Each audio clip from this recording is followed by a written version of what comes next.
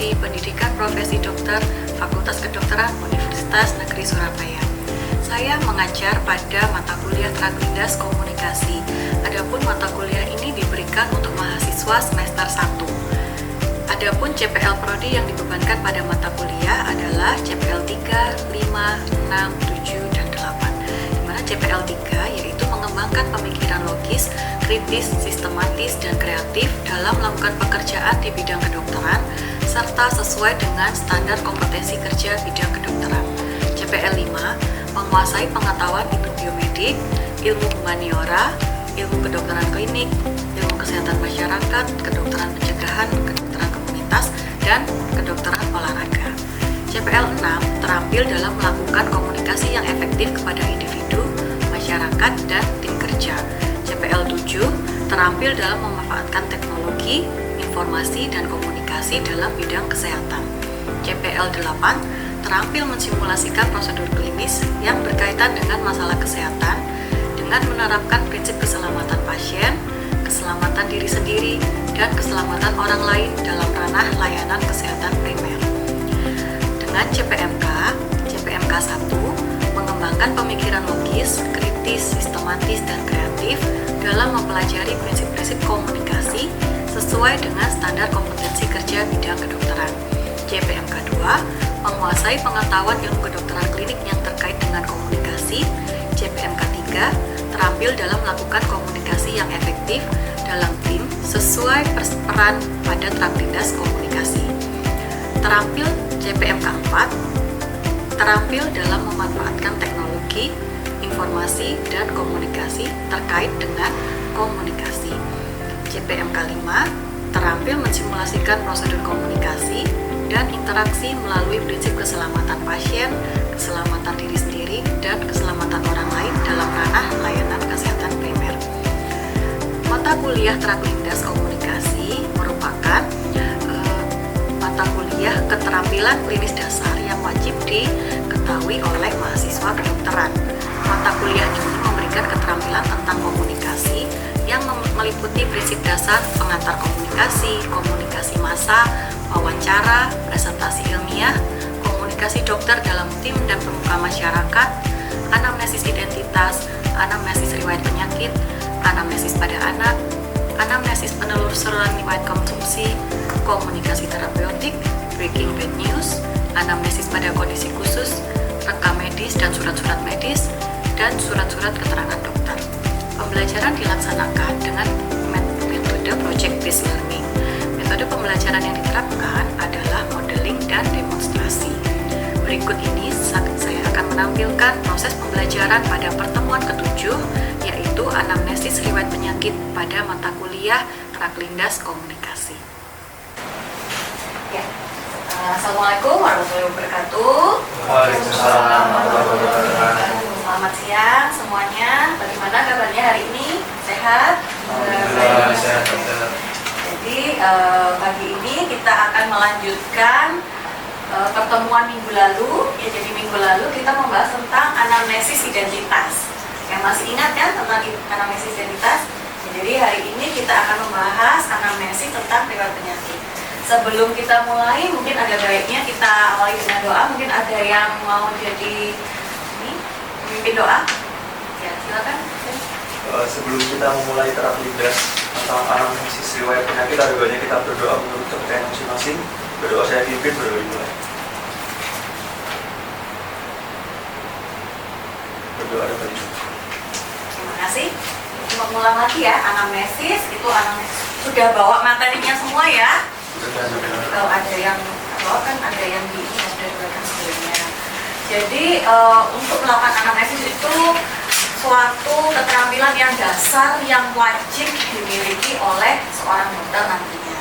Ya, jadi kalau misalnya ada pasien datang, kita melakukan anamnesis, yaitu tanya jawab istilahnya, wawancara, itu untuk mengetahui kira-kira pasien ini penyakitnya apa, sehingga kita bisa menentukan rencana pengobatan atau penata laksanaan selanjutnya. Minggu lalu kita sudah bahas mengenai anamnesis identitas. Ada yang masih ingat nggak? Kira-kira identitas aja kok perlu sampai anamnesis, kenapa?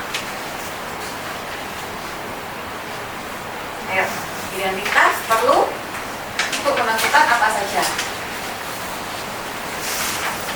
Jadi kayak misal usia gitu ya, jadi kita bisa tahu usianya berapa untuk menentukan pengobatan juga ya. Kemudian tingkat pendidikan misalnya atau tingkat pekerjaan. Nanti pada saat anamnesis riwayat penyakit tentunya juga harus diawali dengan anamnesis identitas juga ya. Jadi kalau misalnya kita ada pasien datang, kita melakukan sambung rasa, tanya jawab, itu supaya tahu juga pasien ini supaya tidak menutup-nutupi kondisinya. Jadi kita harus bisa melakukan sambung rasa. Jadi kalau misalnya komponen utama dari anamnesis riwayat penyakit ada yang sudah baca mungkin? Siapa? Tahu nggak? Apa saja yang ditanyakan pada saat anamnesis? Ya. Untuk yang penyakit atau Ya, yang penyakit. Yang penyakit ada onset, Ya, terus onset ada penyakit, frekuensi, terus ada durasi, ada intensitas, ada sifat serangan, lalu ada perjalanan penyakit, dan juga riwayat pengobatan. Lalu yang terakhir ada faktor yang mempengaruhi. Baik, terima kasih. Ada yang kurang jadi. Pertama kali pasien datang apa biasanya? Kita tanyakan. Keluhan utama. Nah, keluhan utamanya dulu. Kita harus tahu keluhan utama pasien itu datang apa. Setelah itu baru dari keluhan utama kita baru tanyakan tadi yang sudah dijelaskan oleh. Kemudian tujuan anamnesis tadi sudah saya sampaikan juga ya. Jadi tujuannya kita harus menggali semua informasi yang bisa diberikan pada pasien oleh pasien tentunya yang berkaitan dengan penyakitnya itu, sehingga nanti kita bisa menentukan pengobatan atau mungkin pemeriksaan lanjutan juga dilakukan ya.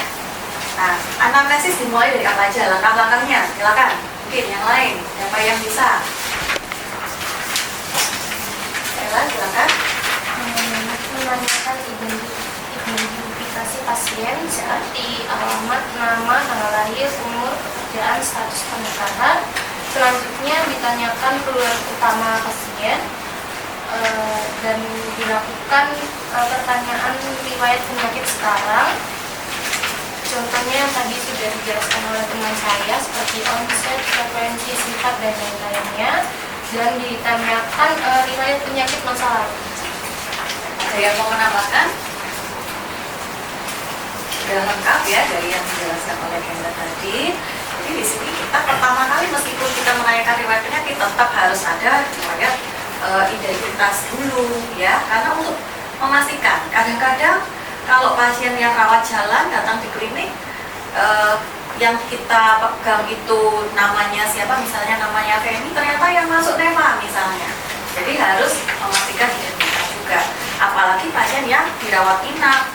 Kalau mau kita visite kunjungan pasien kita harus pastikan nama yang ada di kita bawa rekam medis pasien dengan pasiennya sama atau tidak. Jadi itu penting juga ya anamnesis identitas.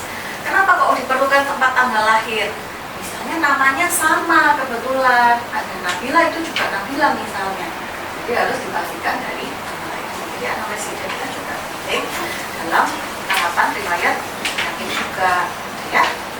Kemudian harus ditanyakan tadi seperti yang dijelaskan onset itu kapan mulainya ya, sudah ditanyakan kapan mulainya, terus hari berapa kali, itu frekuensi.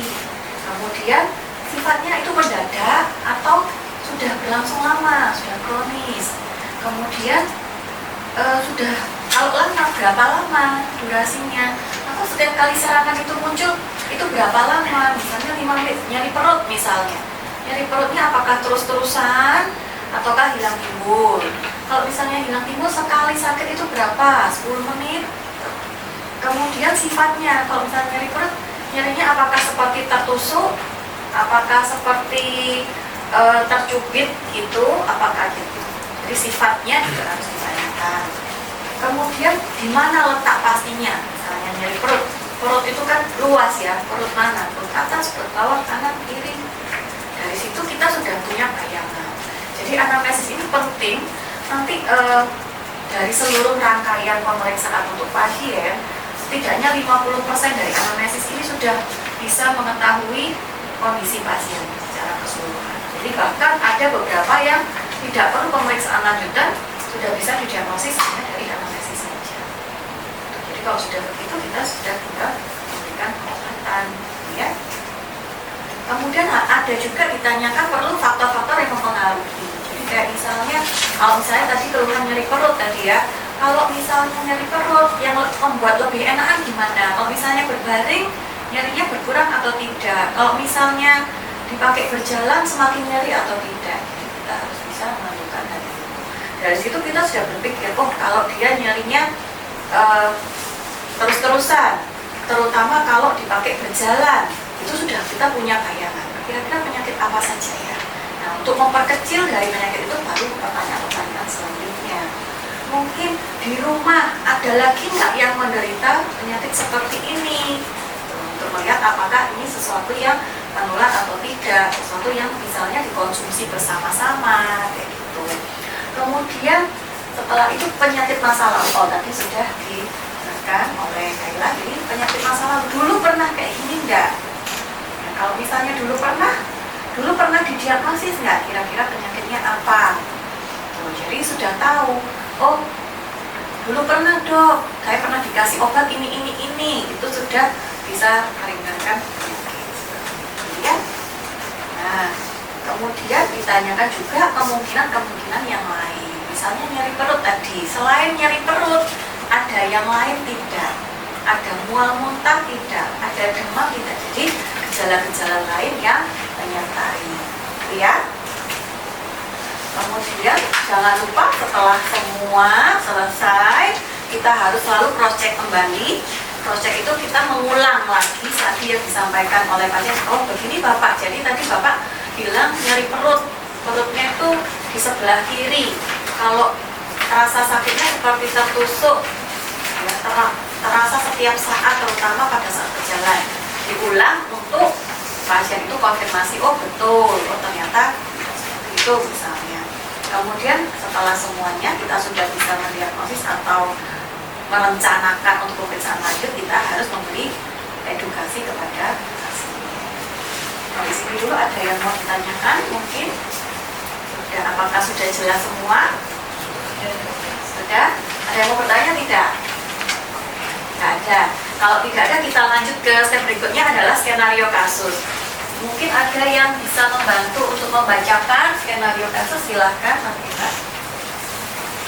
Untuk skenario kasus, seorang laki-laki atau perempuan berusia 24 tahun, alamat Jalan Nias, suku Jawa, agama Islam, berstatus pegawai kantor, datang ke klinik dengan keluhan berat. Pasien mengeluhkan bentol-bentol berwarna merah di lengan, punggung, dan paha yang disertai rasa gatal sejak semalam. Bentol awal sedikit, lalu semakin bertambah banyak. Tidak didapatkan demam, tidak didapatkan sesak ataupun muka pada mata atau bibir. Dokter jaga klinik melakukan anamnesis riwayat penyakit dan didapatkan bahwa penderita tersebut sudah mengkonsumsi obat gatal yang dijual bebas di minimarket. Keluhan dirasakan sedikit mereda. Berdasarkan anamnesis didapatkan bahwa pasien memiliki riwayat alergi terhadap makanan laut dan 1 tahun lalu pernah mengalami keluhan yang serupa. Pasien tidak memiliki riwayat asma ataupun penyakit kronis lainnya dan tidak sedang minum obat.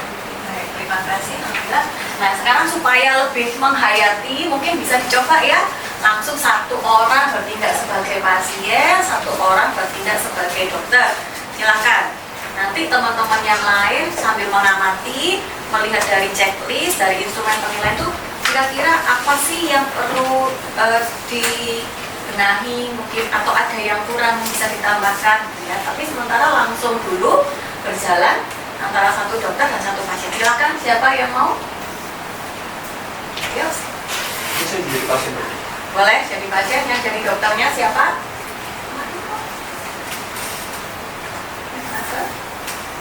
Eva? Ayo, Najwa ya. Ayo, silakan langsung disetting kursinya, boleh. Depan sini biar diamati teman-temannya. Nah, itu aja satu di sini. Oke, sudah ada hadapan.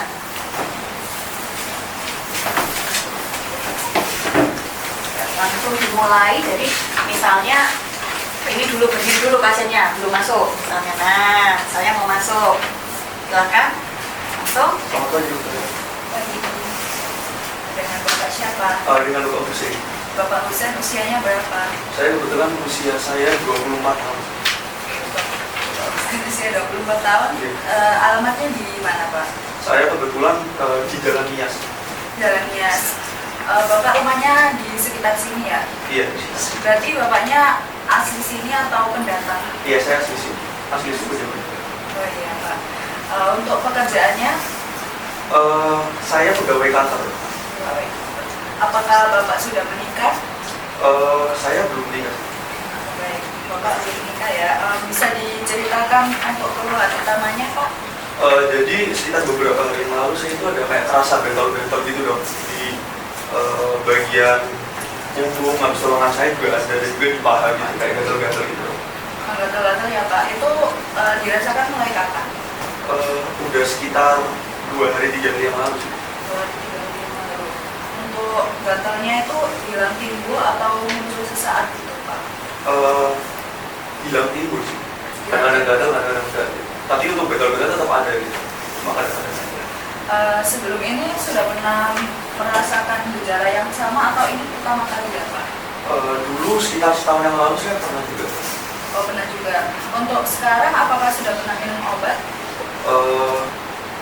Sekarang itu saya coba buat minum obat yang ada di pasaran gitu, dan ada di Indomaret itu. Saya beli obat buat hilang rasa gatalnya, dan ya emang berkurang sih gatalnya. Cuma masih ada gitu. Untuk gatalnya tuh biasanya muncul kayak di satu waktu gitu nggak, Pak? Kayak misal di malam hari aja. Biasanya di siang hari sama malam hari sih. Apakah ada kayak sesuatu yang faktor yang mempengaruhi gatal-gatalnya itu malah jadi lebih parah? Iya, kalau misal saya lagi makan makanan lauk gitu, itu tambah parah gitu, kayak gatal-gatal. Gatal-gatal. Jadi mungkin Bapak ada riwayat alergi terhadap makanan laut ya, Pak? Mungkin. Untuk keluarga sendiri, apakah ada yang pernah kena penyakit yang serupa? Nggak ada sih. Untuk gejala lainnya, apakah ada, Pak? Mungkin muntah-muntah atau ada sesuatu yang sulit, mungkin tangannya atau kakinya sulit berjalan? Nggak ada ya, jadi hanya gatal-gatal dan bentol-bentol. Izin saya cross-check ulang ya, Pak, dengan Bapak Husen, usia 24 tahun, datang dengan keluhan gatal-gatal dan bentol-bentol setelah memakan makanan laut. Untuk riwayat penyakitnya dulu pernah kena, lalu untuk sekarang juga sudah minum obat yang dijual di minimarket dan gejalanya mereda. Baik, Pak, untuk diagnosis saya, kemungkinan Bapak ini terkena alergi dari makanan laut tersebut. Nanti mungkin saya akan resepkan obat untuk mengurangi rasa gatalnya, lalu nanti jika berkurang bisa di stop saja obatnya. Kalaupun gatalnya masih berlanjut, nanti Bapak bisa datang kembali ya, Pak. Apakah ada yang ditanyakan? Tidak. Oke, baik. Terima kasih, Pak. Baik, terima kasih. Di situ dulu. Jadi supaya yang lain bisa menilai. Tadi kira-kira ada yang kurang nggak? Atau sudah lengkap semua ditanyakan oleh dokter? Jadi yang dinilai sekarang sikap dokternya ya. Kalau pasien karena kita tidak mungkin menilai ya, karena setiap kali ada pasien datang kan pasti beda-beda ya karakteristik pasien. Dari dokternya sendiri. Jadi yang pertama kita harus selalu lihat sikap ya, tetap duduk yang tegak berhadapan dengan pasien, tidak maksudnya noleh kanan kiri, duduk miring-miring misalnya kayak gitu. Terus kemudian bahasanya bukan bahasa yang dimengerti pasien, jadi tetap harus pakai bahasa Indonesia yang jelas. Tapi lihat-lihat ya, kalau misalnya nanti ada di daerah pasiennya tidak bisa bahasa Indonesia misalnya, ya Anda harus bisa bahasa daerah tersebut. Kalau memang tidak bisa, ya perlu ada penerjemah misalnya ya.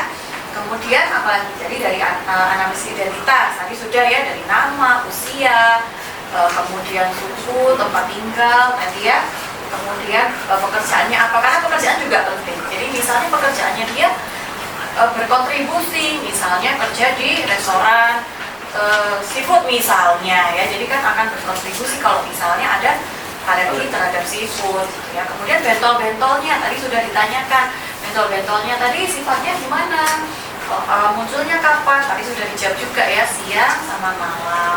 Apalagi yang misalnya perlu ditanyakan atau belum? Mungkin sifatnya, jadi ya awalnya munculnya di mana? Mungkin awalnya pertama kali 2 hari lalu misalnya di lengan, lama-lama tambah buahnya dokter sampai ke punggung, sampai ke paha ya. So, Misalnya waktu itu kira-kira yang menyebabkan dia bentol kira-kira tahu nggak apa? Apakah habis makan sesuatu atau mungkin habis memoleskan minyak atau apa yang karena kan awalnya tadi misalnya di lengan dulu, apakah habis moles-molesin sesuatu yang di situ akhirnya timbul bentol-bentol dan gatal, bisa. Jadi kita menyingkirkan kemungkinan penyebab yang lain, ya. Kemudian ditanyakan juga apakah ada ini tadi yang belum mungkin ya keluhannya ini yang berkaitan dengan alergi. Tadi kan kira-kira penyakit Bapak alergi betul ya. Alerginya ini ringan atau berat, misalnya tadi dilihat dari bengkak kayak gitu. Jadi misalnya ada sempat bengkak enggak? Karena kalau alergi yang berat itu bisa sampai bengkak di mata, bengkak di bibir, bahkan bisa di saluran nafas, itu yang berat. Ya, jadi kalau kita sudah mendapatkan gejala, iya dok sekarang tuh kok agak sesek saya karena kayaknya di sini tersumbat. Nah itu mungkin ada pembengkakan di saluran nafas, itu harus segera ditangani, nggak usah diselesaikan anamnesisnya. Jadi harus tahu penyakit-penyakit yang ternyata emergensi harus langsung ditangani gitu ya. Kemudian penyakit lain ada demamnya enggak misalnya, untuk menyingkirkan penyakit lain misalnya infeksi virus dan sebagainya ya. Ada demam atau tidak. Kemudian apa lagi yang bisa ditambahkan mungkin ya.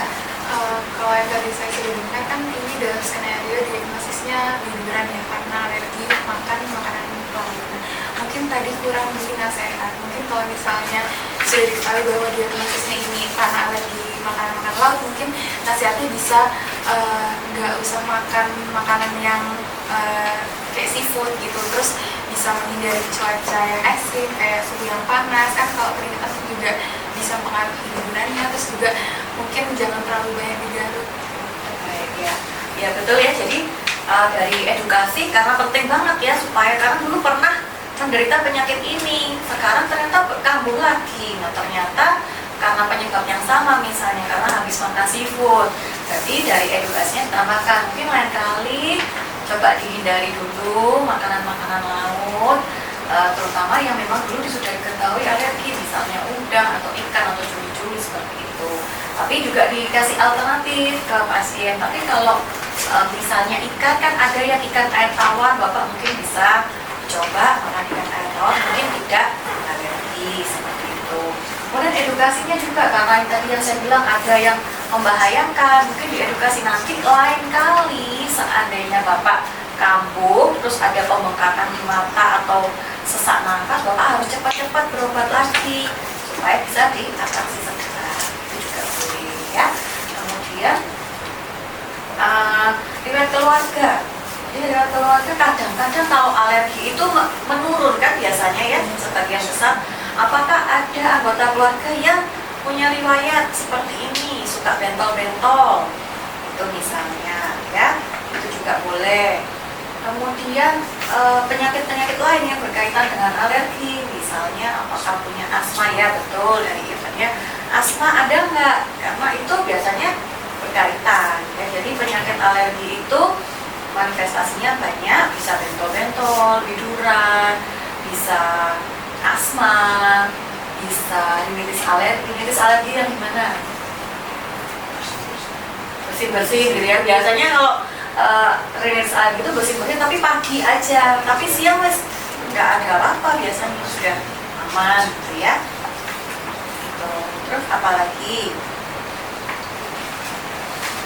Riwayat pengobatan tadi sudah ditanyakan ya, setelah minum obat ternyata gatalnya mereda, ya itu sudah bagus. Kemudian cross check tadi sudah dilakukan, feedback juga sudah dilakukan. Yang belum lagi mencatat. Jadi yang dicatat sebetulnya bukan hanya hasil ya, tapi dari awal tadi misalnya bukan berarti harus terus nulis ini enggak, tetapi paling tidak ya penting kita tulis misalnya biduran 2 hari ya. Kemudian karena untuk itu penting untuk rekam medis pasien. Setiap pasien pasti akan ada rekam medisnya. Entah zaman sekarang itu sudah ada rekam medis elektronik, jadi kita ketik di komputer, atau yang masih manual menulis di kertas, tetap harus dicatat supaya lain kali kalau si pasien ini datang lagi kita sudah punya riwayatnya, kita bisa lihat riwayatnya yang lama. Oh ternyata dulu dia pernah kok sakit seperti ini, ternyata dia punya asma kayak gitu ya. Baik. Ada yang mau ditanyakan? Ya, silakan. Untuk anamnesis yang identitas itu ada baiknya kita menanyakan keluhannya terlebih dahulu ataukah kita mencatat identitasnya, karena kan seperti yang kita katakan tadi ada kondisi-kondisi yang emergency atau kita harus memastikan rekam medisnya dulu. Pertama kali tentu harus rekam medisnya dulu, karena supaya tahu apakah betul yang kita bawa ke rekam medis ini benar sesuai dengan pasien yang datang gitu ya. Pasti anamnesis paling tidak nama, usia atau tanggal lahir, itu paling penting. Jadi kalau misalnya dirasakan, kita bisa lihat juga dari kondisi pasien saat datang. Oh, kondisinya katanya sesek, nah udah kelihatan ya agak emergensi. Tapi kalau kelihatannya baik-baik saja, paling cuma garuk-garuk sedikit, oh tidak emergensi gitu ya. Kita paling tidak bisa melihat dari pasien. Oh, kalau misalnya ya sesek, kan kita nggak mungkin juga tanyanya rumahnya di mana Pak gitu, jawabnya aja susah. Jadi kita harus tangani keluhan utama dulu. Jadi itu seninya gitu ya, seninya dari seorang dokter melakukan anamnesis, itu seninya di situ. Karena kita harus, setiap orang tidak sama, setiap pasien tidak sama, karakteristiknya beda-beda. Tapi kalau ternyata dia sudah bisa jalan sendiri, tadi bisa masuk, duduk di depan dokter, oh berarti paling tidak kita bisa menyingkirkan emergensinya kayak gitu ya. Tapi kalau kita lihat kondisinya kayaknya sudah tidak bisa jalan, di papa ada keluarganya yang mengantar, kita boleh tanya nama dulu tentu, dan ini kenapa gitu ya, keluhannya apa, kenapa kok nggak bisa jalan, oh, sesek, kita harus langsung gali seseknya mulai kapan, kenapa kok tiba-tiba sesek, ada riwayat sesek sebelumnya, riwayat asma sebelumnya. Kalau memang sudah punya riwayat asma sebelumnya, misalnya tadi keluhannya sesek ya, sudah pernah berobat belum? Karena kalau yang sudah pernah berobat biasanya punya inhaler, punya sebagainya. Kalau misalnya belum pernah, baru kita berikan penanganan dulu bahkan kita tidak menanyakan lebih lanjut lagi kalau emergensi. Kalau sudah kelihatan sesek, paling tidak dikasih bantuan nafas dulu sampai kondisi emergensinya bisa ditangani. Pasien sudah dalam kondisi stabil, baru kita bisa lanjutkan anamnesis. Dan boleh kembali bersih dengan swab. Ya. Karena ini waktunya juga sudah cukup ya untuk hari ini, jadi sementara kita cukupkan dulu. Ada yang masih mau bertanya, ada yang kurang jelas? Tidak ada. Nah, tapi nanti tetap ya harus berlatih. Tadi kan baru mencoba satu pasang, yang lain yang belum, nanti kalau ada waktu luang tetap harus dicoba. Karena anamnesis itu seni berbicara juga, seni komunikasi. Intinya bagaimana kita berkomunikasi dengan pasien. Kalau misalnya orang yang belum bisa mandiri, misalnya seperti anak-anak, orang tua, berarti kita harus bisa berkomunikasi dengan keluarga pasien misalnya. Tapi itu intinya teknik komunikasi. Bagaimana si pasien atau keluarga itu mau menyampaikan seluruh keluhan yang dialami, tidak menyembunyikan apa-apa gitu ya. Kalau sudah tidak ada pertanyaan, terima kasih atas hari ini. Untuk presensi sudah datang semua ya, lengkap 8 orang. Untuk minggu depan tugasnya adalah mereview dan meringkas apa yang kita pelajari hari ini. Nanti bisa dikumpulkan di meja saya. Dalam 1 minggu bisa diletakkan di sini. Tugasnya, paham ya? Tugasnya mereview dan membuat ringkasan. Baik, terima kasih. Kita akhiri pertemuan kita di siang hari ini. Selamat siang, selamat melanjutkan kegiatan. Terima kasih. Sekian, terima kasih.